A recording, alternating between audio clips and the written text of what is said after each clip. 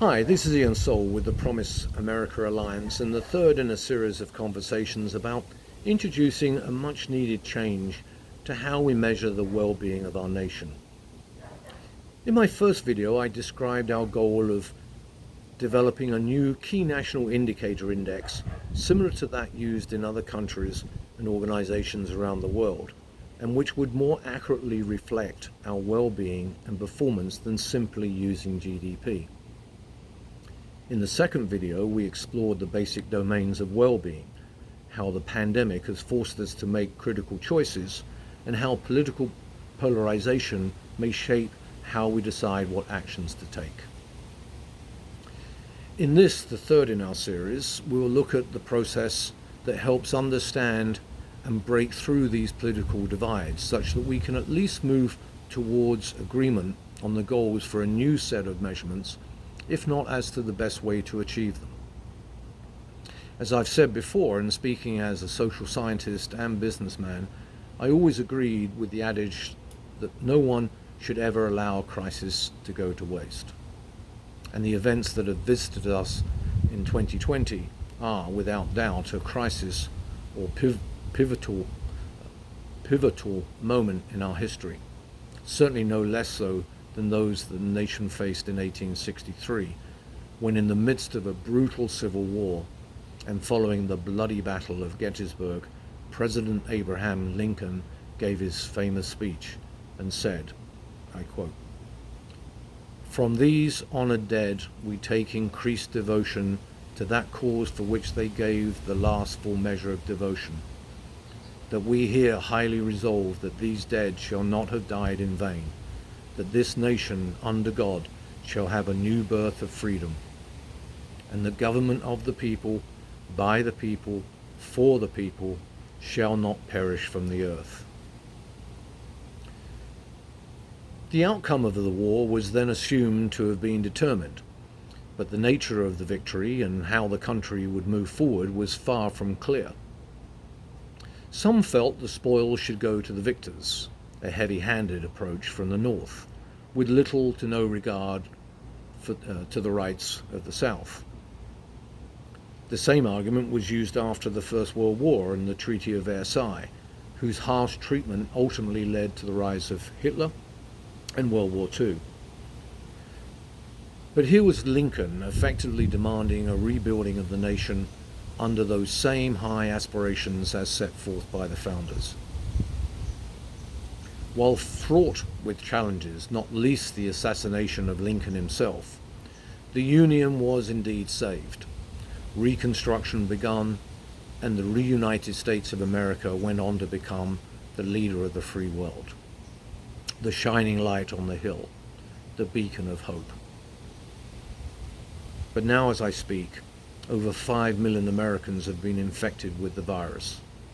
Over 160,000 have died, and over 30, possibly 40 million, perhaps even more, have lost their jobs.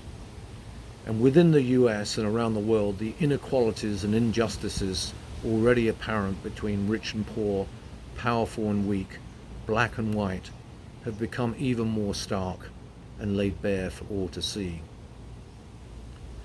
The nation, indeed the entire world, is now facing another rebuilding. The question is, what will it look like, and what values will be in play as that rebuilding takes place?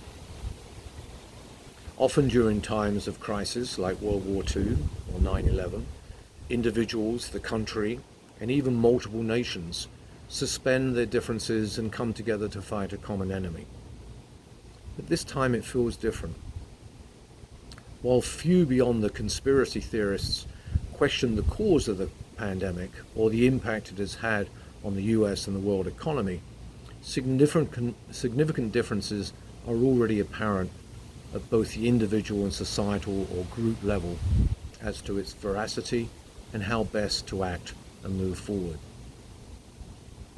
At the lowest individual level, I too have been forced to make choices. Prior to the pandemic, and like you, I'm sure, I consciously or unconsciously accepted any number of risks. Driving, flying, contact sports, even eating food that was perhaps contrary to a healthy diet. and so on, in order to live the life the way I chose. Most of these decisions may have had little or no direct impact on you, unless, of course, I was simply a bad driver and I caused you to have an accident. Today, if I choose not to wear a mask, I am potentially putting you at risk. A clear and simple example of how my liberty can impact your liberty, and how my belief system can drive a different action than yours. At the group or societal level, our attitude towards the pandemic and how we view its impact on our liberties is heavily influenced by our political leanings, which in turn is having a dramatic impact on the way we are responding to the crisis, all with potentially dire consequences. Unlike during other crises, there appears to be little or no unity, and as is usually the case, united we win, divided we fall. And of course, these differences are made all the more extreme given that it's happening during a presidential election year. There is literally no way we can move forward towards the creation of a new key indicator index, and with it more considered actions and policies, until we first understand these different attitudes and find ways to accommodate them in decision making. Is there any way to break through these divides? Well, the first step is to better understand where they came from, why they are so powerful, and why they are so difficult to change. During my time with American Woodmark, when facing a problem and where viewpoints were deeply divided, we would teach our employees about mental models, how they form, and how powerful they can become, resulting in us becoming fixed in our views and making it tough to solve problems. Mental models can be defined simply as the way we believe the world works, what we believe to be undeniable truths. They can start at a young age, based on our upbringing and are influenced by our parents. Or they can start by some personal observation and/or that are communicated by others around us who we respect or look to for guidance. Teachers, friends, sporting idols, religious leaders, and of course, politicians. Once formed, they can be built upon by what we experience and observe in the world around us, and how we interpret and give meaning to those observations. We draw conclusions, reject data that challenges our thinking, and accept only that which further supports it.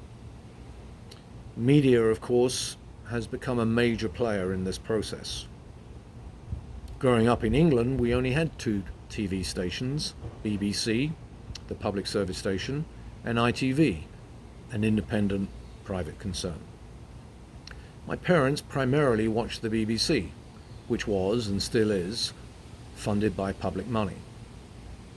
Their royal charter demands that they provide a balanced or impartial view on subjects considered controversial, and especially on anything remotely political.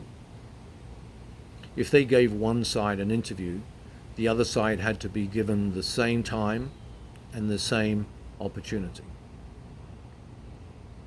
Today, of course, and certainly here in the US, media has become increasingly partisan and far from impartial.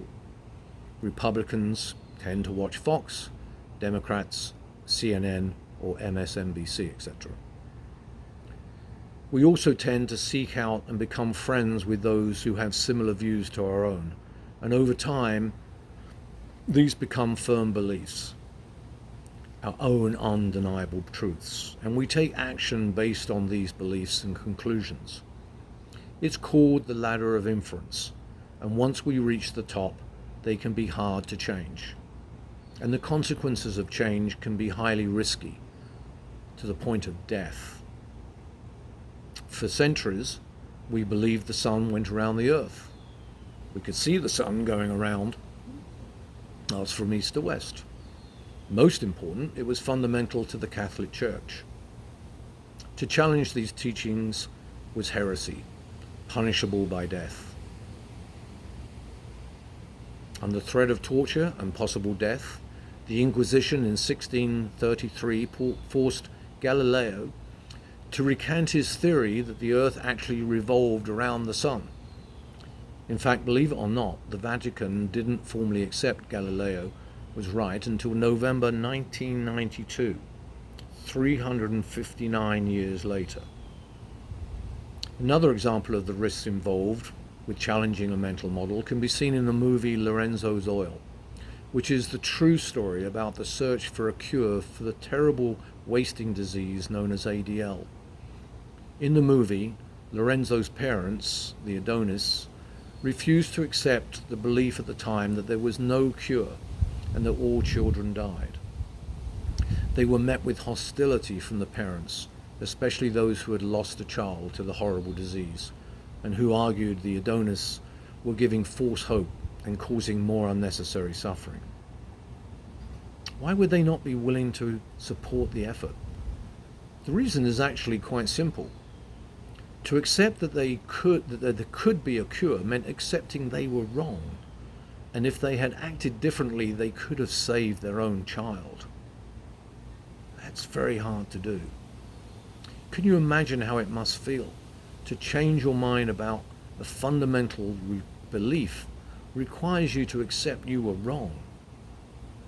We have all experienced a sense of frustration when the other side just won't listen to what we have to say, or be at all open to the possibility they might change their minds.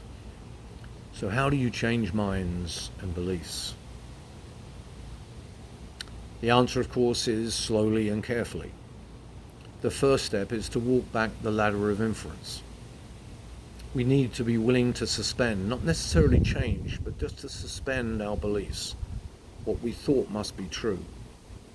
We need to use techniques such as dialogue versus discussion to two quite different forms of conversation. In discussion, we bring our best arguments to our case, with an expected outcome of winning the debate.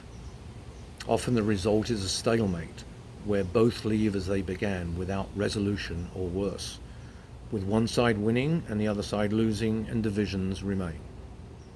In dialogue, we agree to put forward ideas without immediate judgment as to right or wrong.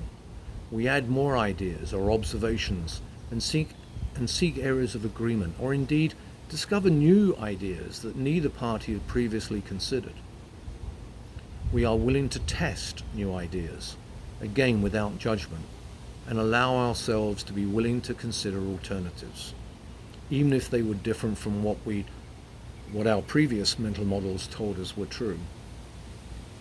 It is not easy, but in this way it opens things up for more problem-solving solutions to emerge, and people, of course, can and do change their mental models. Let's go back to Lincoln, the man credited with abolishing slavery. During one of his famous debates with Frederick Douglass from the Illinois State Senate in 1858, he categorically denied he was a radical. He said he supported the fugitive slave law and opposed any interference with slavery in the states where it already existed. He also said he was opposed to bringing about in any way the social and political equality of the white and black races. Obviously, he had a change of mind. We sure could use this approach today, where both, indeed all sides, have formed incredibly strong mental models, firmly influenced by the media, entrenched politicians, and powerful institutions. The one thing that has become abundantly true as a result of this mess is that GDP, or gross domestic product, in of itself is simply not a sufficient measure of well-being, either for us as individuals or as a nation. The local, national and international debate over health, or most specifically unnecessary deaths, versus reopening the economy, is obviously the most dramatic example of the need for additional measures, and also an example of a false narrative or choice. Done properly, it can and should be both, but it will require us all to tone down the rhetoric and be willing to suspend some of our mental models, On one hand, to say no death is acceptable is unrealistic. On the other hand, opening at any cost is probably equally wrong. It's a decision that cannot be left just in the hands of scientists or economists or even politicians, but to us all. The stakes are simply too high. The recent ruling by the Supreme Court in Wisconsin and the violent challenges we now see on our screens on a daily basis, challenging our basic rules of law, make this of utmost urgency. And once we get past this crisis, there are others lurking just beneath the radar that cannot be measured and therefore acted upon simply using GDP alone. The Promise America Alliance has made a start, but needs a whole lot more support from people like you. In the next video, I'll talk about the role of leadership in this process and what it takes to move the nation and the world back from the brink of disaster. Thank you for listening, and I hope to see you in the next video. This is Ian Soul with the Promise America Alliance.